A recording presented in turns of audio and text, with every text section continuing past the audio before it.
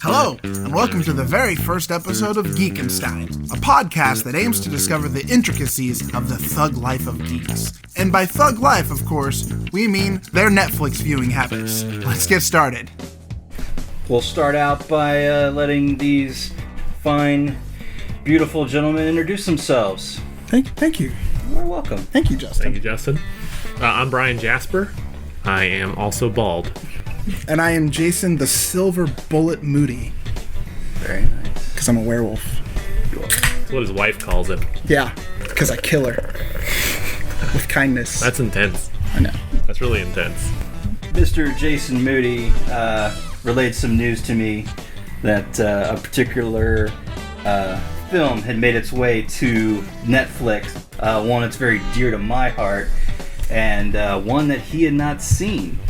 So we'll let him just kind of dive in there. Well, somehow, in my childhood, and being a huge fan of He-Man, Masters of the Universe, I somehow missed the Masters of the Universe movie. You didn't miss it.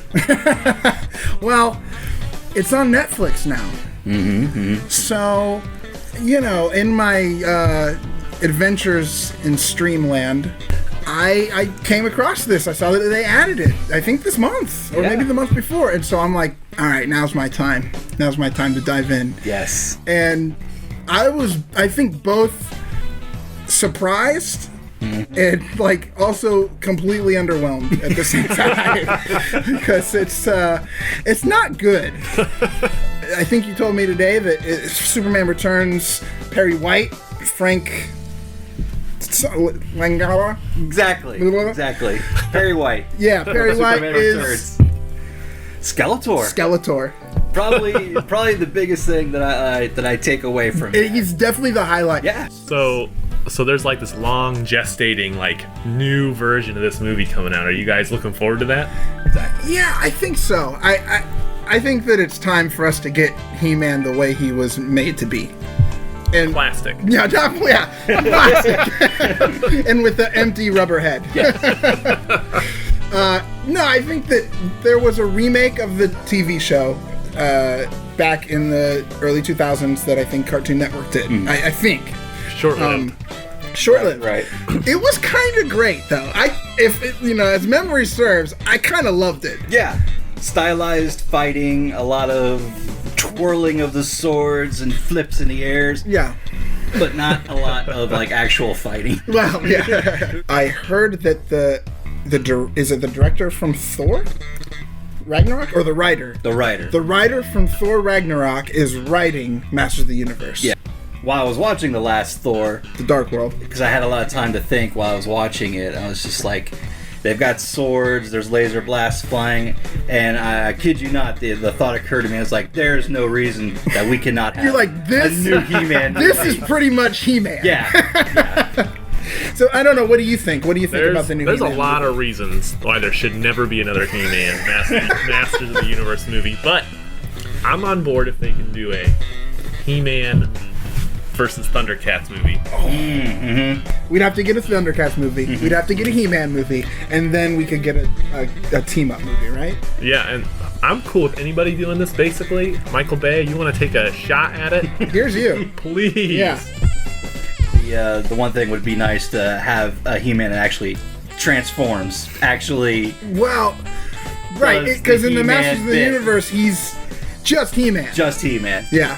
And it worked. We want him to be Adam, Right. and then because there's something to that, and from a storytelling standpoint, there's something to having it's the Shazam thing, it's the Captain Marvel thing. You have a kid who then gains the powers of a superhero. That's compelling. I was just gonna say that. We have the He-Man movie coming out. It's called Shazam. Well, yeah. The Rock is in it. We don't need to do real He-Man. No, you're thinking of Kazan. With the Shaq. Yes. Shaq. I like to think that Steel was the start of the real DC cinematic universe. Oh, yes. Just go back to that film. That's the start of it right there. Could we make a plea to Zack Snyder to incorporate that? There are a lot of people that want Watchmen to be retroactively put into the into the cinematic DC universe. Can we get Steel to be retroactively incorporated into the DCU? Bring Shaq back. Do Star Wars. You know, it's been really slow. There's not a bunch of news on it right now because it's in lockdown mode.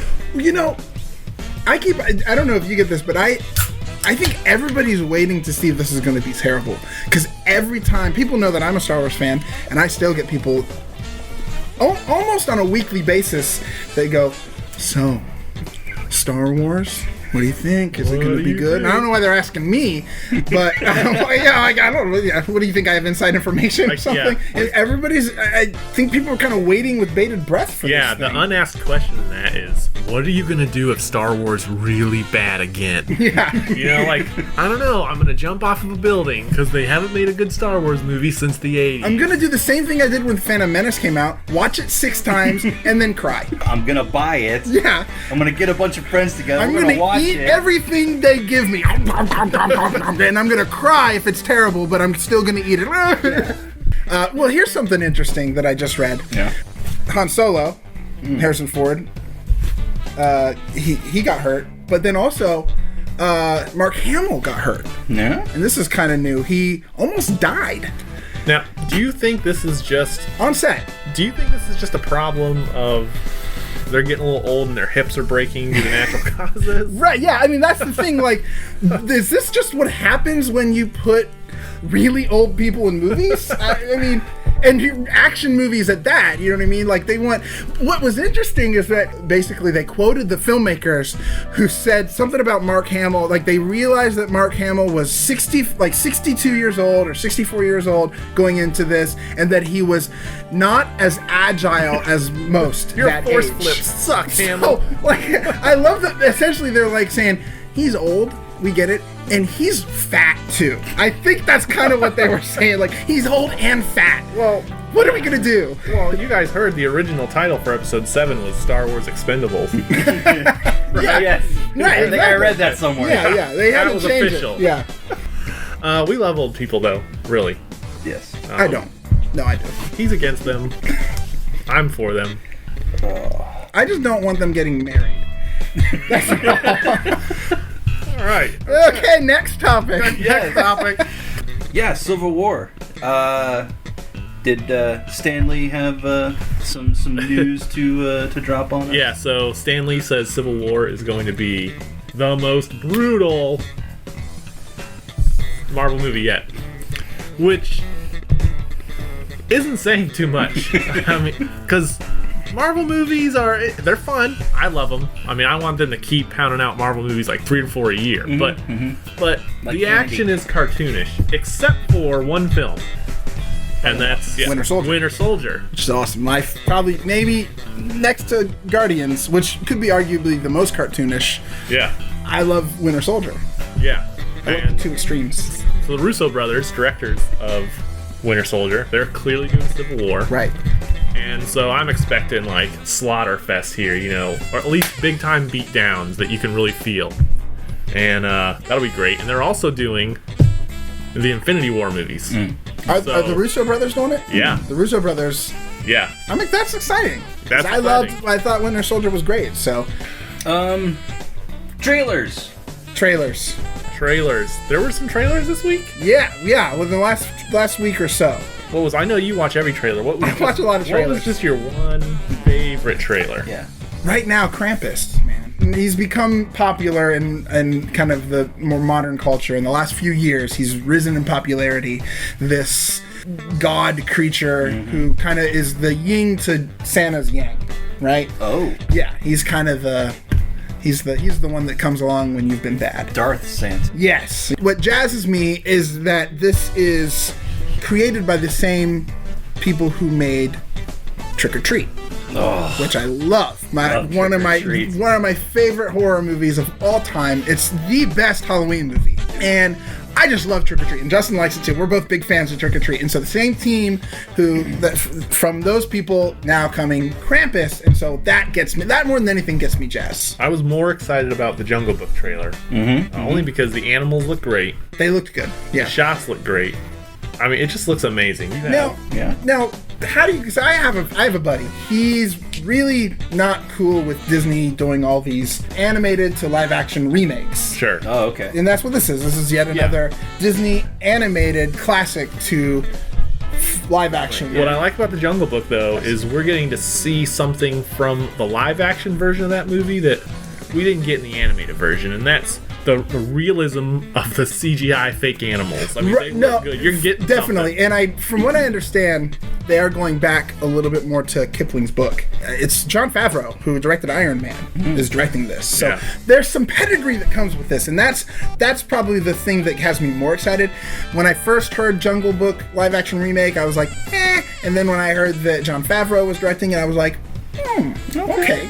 At least in the trailer, the sense of danger Yes, I agree. is palpable. And when King Louie reaches out of the shadows, you get this big ape arm. It's gigantic.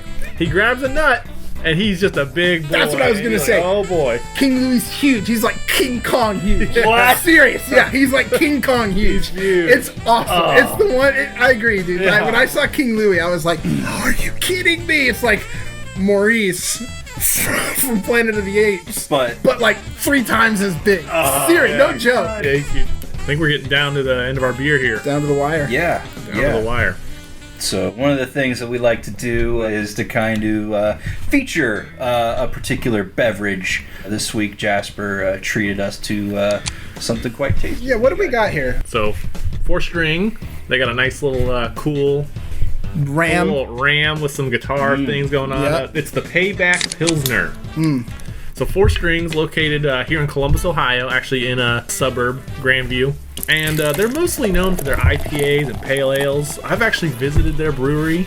It's a small operation, but they sell a lot of beer here in Columbus, and they're very popular. What do you think about the Payback Pilsner?